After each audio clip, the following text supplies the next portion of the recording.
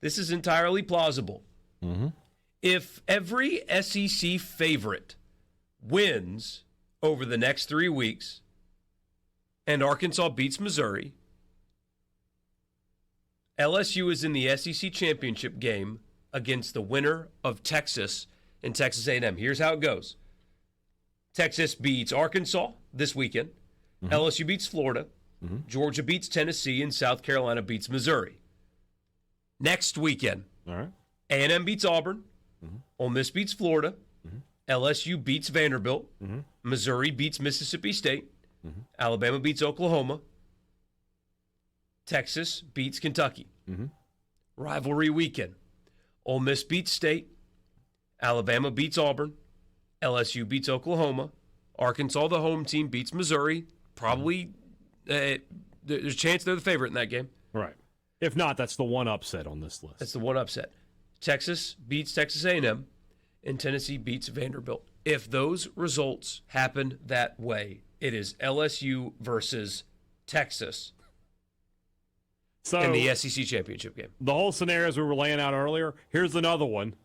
Root for something on that list to not happen. Literally anything else besides that. Because if LSU goes to the SEC championship game and wins it, they're in, and Texas is in, and Ole Miss could be out. Could be.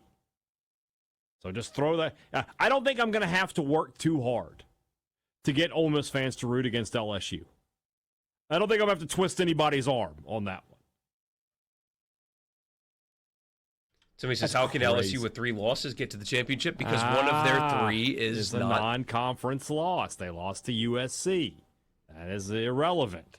So what you're talking about, you've got just a mess of 2 loss teams. And somebody else is going to ask, now somebody else will ask, well, Alabama beat them.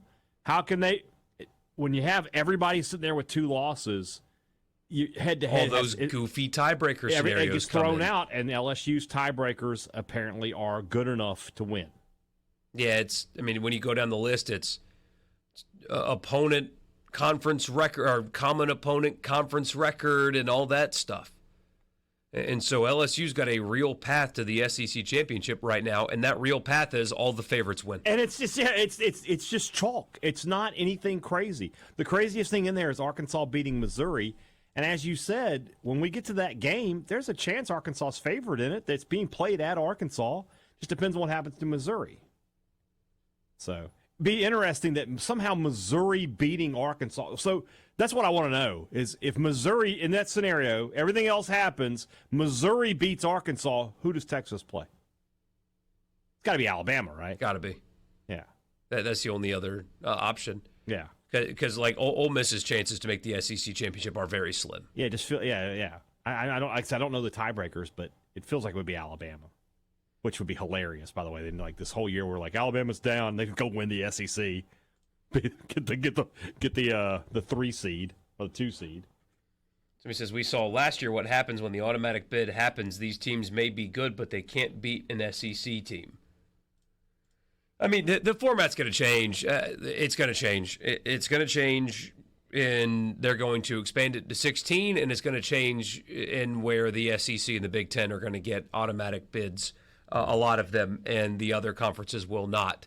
And why will that happen? Because the SEC and Big Ten control everything. Yeah. They get the most money from it, and they control they control it all. Yeah.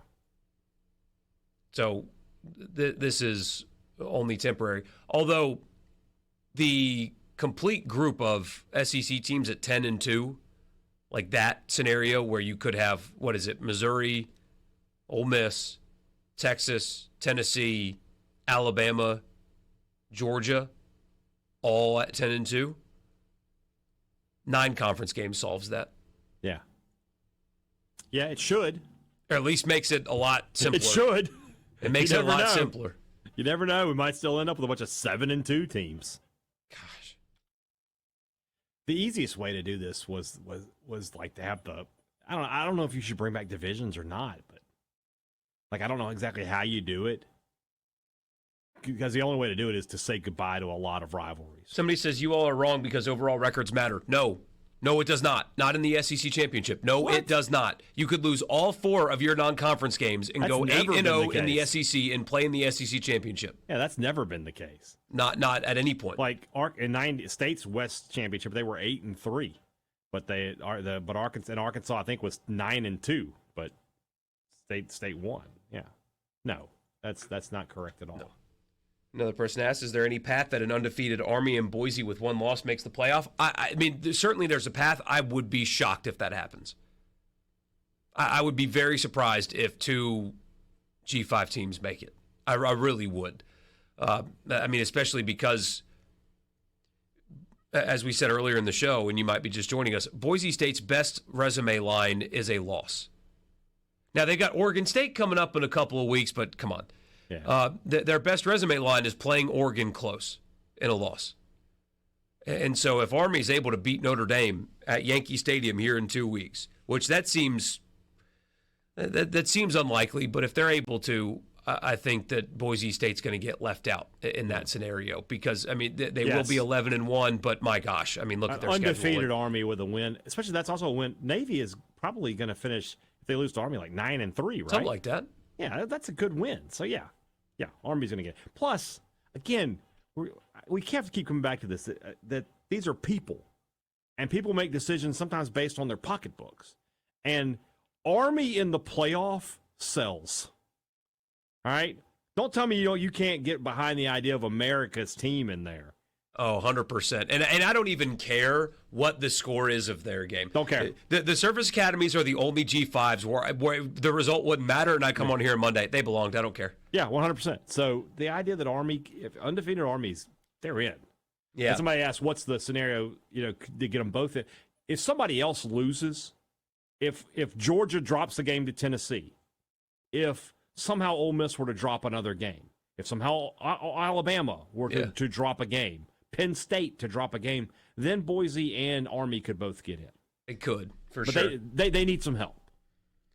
Crazy scenario, somebody says, and this is very true. Boise State loses the Mountain West Championship game. Army gets the G5 spot, but after the playoff is created, they lose to Navy. Yeah, they'd still be in there. They'd still be in because they would have been selected at that point, but that is entirely possible. That would be.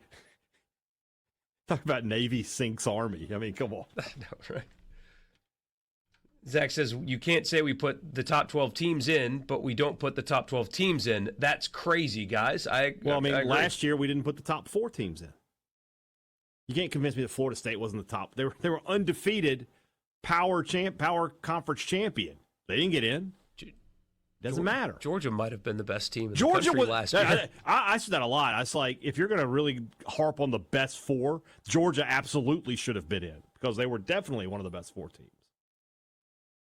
Somebody says, wait, how is LSU getting a third night game for Vandy? Let me tell you. Yeah, 4 night games. Yeah.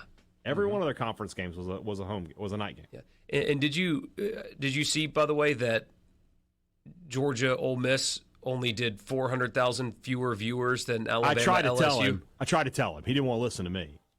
The other thing, flip those games. Did you see this other thing? And how much bigger is the nightcap rating? Did you see this other thing too? Apparently, that Michigan and Ohio State have clauses that they can avoid night games. I did not know that, but I know Ohio State's playing 6 consecutive. That's ridiculous. 11 a.m. kickoffs to end the season. Both Ohio State and Michigan have told the networks we don't want to play at night after daylight savings. Which I get. It's freezing cold up there. It's cold, but they're soft. Yeah, give me a break. Like, what is Ohio State going to do in the playoff if they get a night game? They're going to play it, aren't they? I mean, you have to. Yeah. And don't tell me that if Ohio State's the 5, don't tell me they're the 11 a.m. game. They're definitely the primetime game. No doubt. It'll be snowing and miserable. Be great. Yeah. Every time northern people look down at us for when we get an ice storm and school shuts down for a couple days, I'm going to bring that up. Hold on. Your football teams have clauses that they can't play at night because it's too cold. And they've enforced it too. Michigan has enforced it. They've been like, not doing it. Soft. SAWFT. Ohio State did it last year. They took the Michigan State game and made it a night game, but Michigan has enforced theirs.